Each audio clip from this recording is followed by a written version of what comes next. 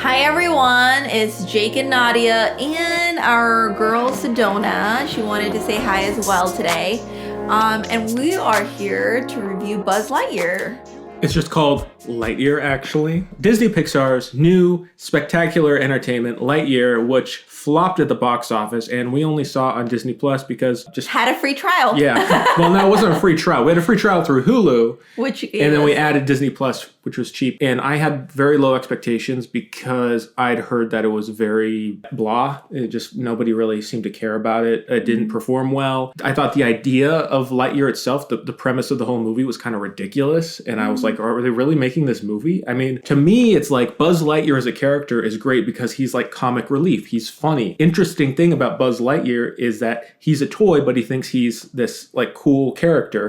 Well, why do I care about seeing the actual cool character? Well, that's interesting to me because, you know, in Toy Story 1, when Buzz Lightyear, the toy, comes into the Toy Story, he's like this obnoxious toy. Yes. And he just thinks like, oh, I'm the best and all those things. So I thought it was interesting making a movie about the toy, the character that the toy is. Thinks it is. Yeah. So I was like, oh my God, that's funny, but it's also going to be probably obnoxious to watch because probably no one's going to call out. But then that's the Toy Story repeating itself because that's exactly what it is. Okay, but I think that would have been better though if they kind of stuck more to like this Buzz Lightyear character. He's like a douchebag. He thinks he's better than everyone, which in a way, the Chris Evans version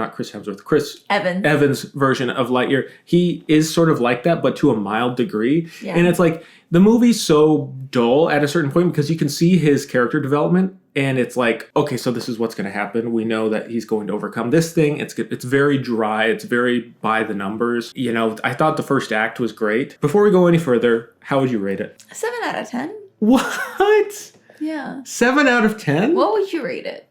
Oh, nothing higher than a 5. Maybe like a 4 out of 10. Really? I'd say 4 out of 10. Wow, I'm really surprised on that. Should we move on to the spoiler section? No! I'm assuming a lot of people didn't actually see this movie, so I would like to maybe paint a picture of what this movie is. Yes. The title card says that we're seeing the movie that Andy from Buzz Lightyear saw when he was a kid in 1995. And this inspired him to want to get the Buzz Lightyear toy and yada, yada, yada. We're seeing a generic Hollywood action movie that would have been made in 1995, except it's nothing like what would have been made in 1995. Let's be honest, if it was made in 1995, Arnold Schwarzenegger would be in it, and there'd be like really, it'd be cool if they like animated like cheesy 90s effects into the movie, but instead it looks like a glossy like Marvel movie. Which, whatever. In a generic Marvel movie, that's one thing. I thought this movie's like whole design and everything had a really generic look about it. Yeah. Like there was nothing very fantastic about it. Another thing, and this is maybe veering off topic a little bit, but it seems like the whole movie was just about people briefly flying a spaceship and crashing it. Like every scene, it was like, we're flying, we crashed. Okay, now what? We flew, we crashed. Now what? We flew, we crashed. Now what? And it became so obnoxious, which is unfortunate because I thought the first act of this movie was really interesting and kind of tugged at the heartstrings a little bit. I thought, wow, they're kind of going on this interesting sci-fi So you're going into spoilers, you know that, right? I'm talking about the first act. Which is a spoiler. That's not spoilers. It is a spoiler. The setup of the movie was really interesting, and they just totally threw it away in the second act for a generic, the most generic kind of like action team story you could find with the most generic, unfunny like side characters, except for one. It just was really boring after a certain point. And the animation looked fine, but even though the animation was like slick and expensive, it didn't excuse that just like the design of the look of the movie, the set pieces were really kind of dull. 4 out of 10, not worth your time. You said 5 out of 10 and then now it's 4? I said nothing higher than a 5, but I'd say maybe like a 4. All right. Now, since I've been honest about it, why don't you tell us, why is this movie a 7 out of 10? Well... Which I'm pretty sure you gave Nope a 7 out of 10. I did, yeah. You think this is as good as Nope? Okay, so here's the thing. It starts out 4. What? It starts out 4. No, it starts out good, it gets worse. No. So it starts at 4 out of 10 because if you look at the second movie where Andy gets kidnapped in Toy Story 2, then Buzz Lightyear, Andy's toy, meets another Buzz Lightyear who's a new toy, the super cool toy. And I felt like the character Lightyear in the Lightyear movie was very similar to the toy Buzz Lightyear that Buzz Lightyear, Andy's toy, meets in the second film.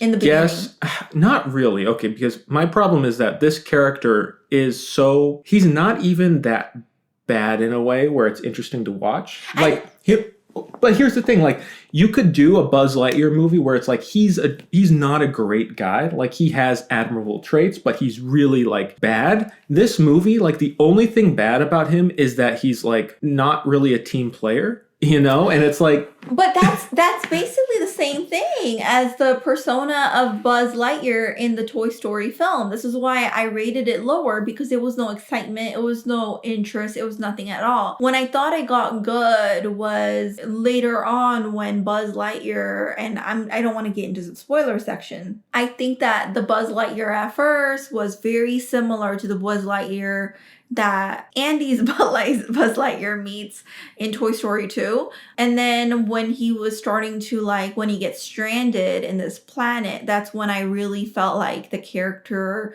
evolution started. However, as this trait of his, of being too fiercely independent and not wanting to rely on others, and also thinking a little too highly of himself, gets him and everyone else of his team in trouble, he now has to answer for his actions. And I felt like that's when it actually got good. I mean, the whole movie he's trying to answer for his actions. Like, he's very much, like, aware that he made a mistake at the beginning of the movie, you know, and his whole life from that point is trying to fix that. But that wasn't the very beginning. I felt like that was, like, kind of like the very beginning. Like, I'm talking, like, the first 10 minutes, I thought it was a 4. And after that, it went to 5. Then it got to 6. And then it got to 7. I feel like a lot of movies these days try to write characters in a way that they're so appealing in a way. Like, they aren't actually bad. They just happen to do, like, a mistake, you know? Mm-hmm. There's not a real character thing that needs to change about them. Mm-hmm. It's just like a minor thing that needs to change. Whereas I like movies where there are real stakes to the character development. There are people who are imperfect. But like Woody's character. Woody in Toy Story he's really a bad person. You know, he's a bad toy. You really think so? Woody... he has deep problems. He has deep issues. And that's he's very neurotic about. Buzz, like, it's really interesting. And he has to really develop as a character. Woody's really uptight and high-strung. Buzz is really oblivious to things, you know, and not even, it's funny, but it's also just interesting. In this movie, Buzz is going up against nothing, really. Like, he's having to go up against this kind of team later in the movie that's not really super professional, obnoxiously laid back, but in a way that's just kind of, it made me side with Buzz more, mm-hmm. because Buzz is kind of very professional and, like, devoted to his mission, and the team, they're just kind of silly and don't really care that much, it seems. And it just felt like forced conflict between, like, hey, let's put Buzz up against these silly characters who don't really take things seriously and make the point that Buzz needs to be more of a team player because it just happens to work with the team. It was just really cheap character development that you could see from a mile away. So we'll get into spoilers and talk a little bit more about what actually happens in the movie. So the first act of the movie really deals with time, and I love that element because it brings a lot of just interesting ideas, you know, science fiction ideas, and I liked how it was exploring that. Buzz is trying to save his crew that he shipwrecked, you know, on this planet by going faster than the speed of light or something, close to the speed of light. But when he does that, he moves through time faster than the planet that his people are on. And so every time he returns, it's been like, 4 years. It's been like 4 hours for him. It's been like 5 years for them. Yeah. And it's like more like 10 minutes, I feel like, for him. Yeah, it's like really, so he's living through like a day, whereas everyone else that he abandoned on that planet are going through their whole lives. That eventually his partner that he starts the movie out with, by the end of the first act, she's old, has raised a family, and dies. And I'm like, this is fascinating. And seeing this civilization develop on this abandoned planet was a lot of fun. Yeah, and also about that, what I want to add is that it's interesting how Buzz Lightyear, because he hasn't really had time to adjust in this new planet, right? He's very much someone who understands and remembers life as it was in the past. When he is out in space trying to get everyone back home, people are being born in this new planet. This is the way of life for these new people. People who are from like his team, his quote unquote age, they're adjusting. They have families now. They've developed some sense of home and community in this new planet. He doesn't have any of that. So their goals start to shift as his goals stay the same. So they are becoming content with living on this planet, whereas he still wants to get them off the planet, which to me is confusing because it's like, don't they have a memory of Earth? Don't they have families? It's interesting because Buzz's only connection is to his partner, who she ends up growing and dies early in the movie, and he forms a relationship or a friendship with her granddaughter later in the movie. I was thinking so do these people just don't really care about going to Earth anymore? No, it's not even mentioned. Buzz doesn't have any family he's worried about who's dying over the years. Or friends that he left behind. But I think that it doesn't seem like he really has any connections to back home except for the job that they used to do, restoring the way of life that it used to be. Yeah, and the only thing I could think to justify this is when I'm watching this going, these are really big problems that are glossed over, is thinking, well, it's just a kid's movie, right? And when I start thinking that in an animated movie, that's fine. There's kids' movies I love that are animated. I love the sing movies, whatever. But when there's a point that's not believable, that's kind of written over in a sloppy way. Well, it's a kids' movie. You don't have to worry about it too much. With Pixar movies, you usually don't have that thought. It's usually pretty coherent. Things make sense in the universe. But for this, it felt like it just was sloppy writing, and they are just it's a kids movie, just this is what we're doing, don't worry about the other stuff. And I felt kind of annoyed. I think that a couple things. Yes, I thought that at first, but the ending of the movie, Buzz realizes that when he did achieve the speed that he wanted to achieve, the alternate version of himself ended up coming back and getting confronted by newer leaders who didn't want to have the goal of going back home as their primary focus anymore. They wanted to instead have a shield around their current civilization to protect them. And then that alternate version of Buzz, he then flew off, escaped, went into an alternate reality. He went so far into the future that he found some alien technology that he used, then figured out a way to travel into the past. To an alternate reality where the current Buzz exists. Older Buzz is really old, and he's really focused on this goal that both of the Buzz had in common in the beginning of the film of getting themselves back home and getting their community back home. However, because his former self interjected the timeline and altered versions of events, he is able to meet his partner's granddaughter and other people and see kind of get connection out of that way of life. And then when his older self reveals who he is to the Buzz that we are advocating for, he realizes that if he were to stick with his original goal of getting everyone back home, that people he has come to know and love in this journey would cease to exist. So then he's like, no, I no longer want to be back home.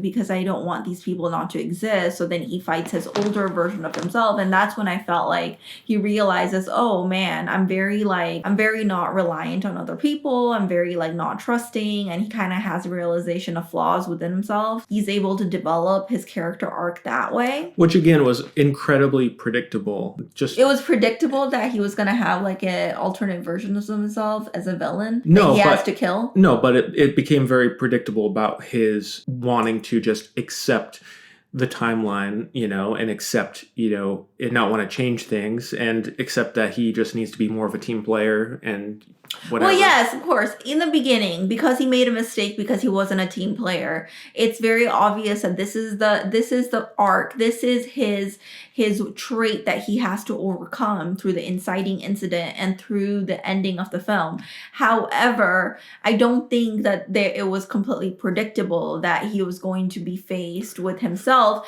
If you've seen Toy Story, I thought that he was going to have his father come in. I don't think it was totally predictable, but obviously with every movie, this part of like the flaw in a character is always predictable because that's usually what gets them into trouble. So I don't think it's like very far off from other typical movies. I do not understand why you like this movie. I simply don't. I liked it because it was funny. And I thought that was funny when that scene where they put like the meat on the outside of the bread and stuff that they do, which is so weird. And the idea, I feel like people are making fun of people's ideas of the future. It's so been done before a billion times. It was just very okay. uncreative. You're making me like this movie less and less. Good. What you say. So now it's a 6. Okay, and also I'm going to try to lower it down to a 5 if I can. My God. Also, ruining movies for everyone. It's my job. Also, Taika Waititi.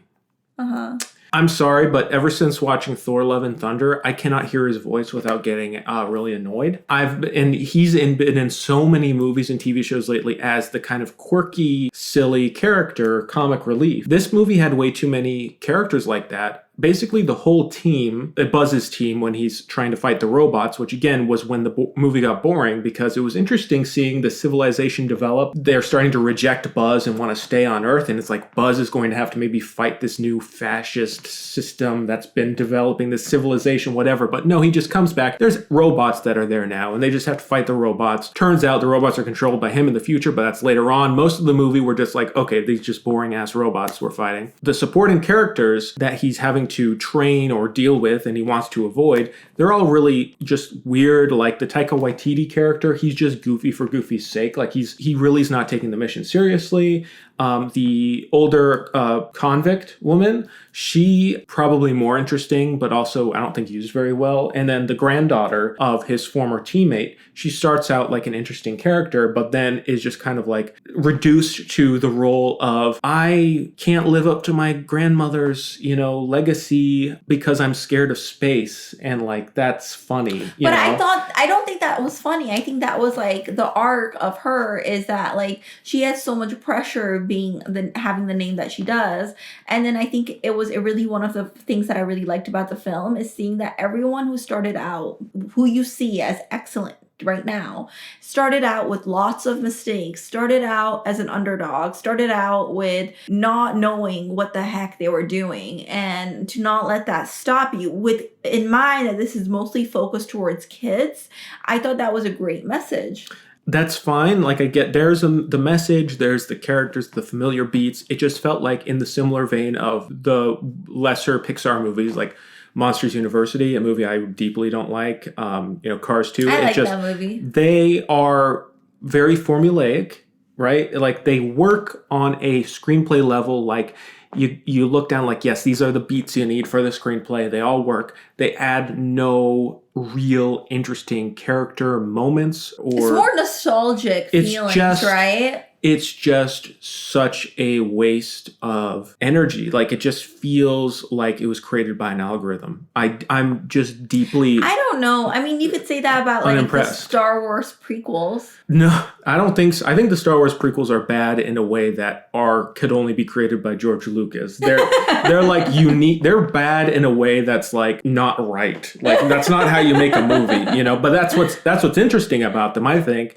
And I think there are people who like those movies because they're so bizarre, and like not like a normal movie. That's, one thing. But this is how you make a movie in like screenwriting 101 class. It's just predictable. Buzz Lightyear as a character, he never is dynamic or interesting enough, has enough flaws. He's just always like an okay guy. He doesn't really develop that much. The whole point of the movie is for his little character arc. Mm-hmm. It's just like, all right, wasted an entire generation of people on this planet to be away from Earth and, abandoning all hope of leaving. So we're just okay with that now. You know, that's the moral of the story. You know, you make a mistake, well, whatever, you just live on another planet forever, like deeply lazy, like they weren't really thinking about the themes that hard. That's how I feel about it. Yeah.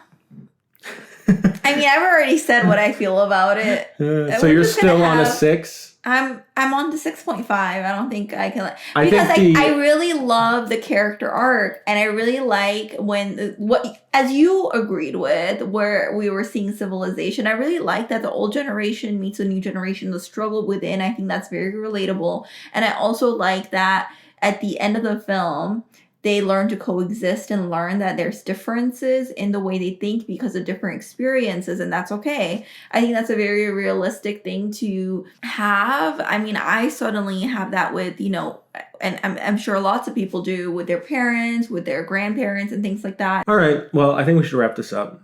You do a good impression of liking something that you don't, I must say. You thought I liked it? I thought you liked it. I liked it at first, but it just got worse and worse. And I think also the humor was really hit and miss. I thought Socks was good, but then it's just like once the other characters came in, like Socks was good, comic relief, but the other characters, Taika Waititi, and it was like Reddit humor, just like random, like things like the sandwich thing with the meat. It was just like they wasted a lot of time on that and just being like fun. Like a lot of the humor wasn't really informed by the story. It was just like, wouldn't this be funny if we have Taika Waititi talk about this for like a minute about his pen or whatever? Like it became like interestingly weird. It just was stupid. No. Anyways, we will talk to you all later with our other reviews. I don't know how many of you will be interested in hearing our thoughts on. I'm pretty sure we talked way more about this movie than we did even about House of the Dragon.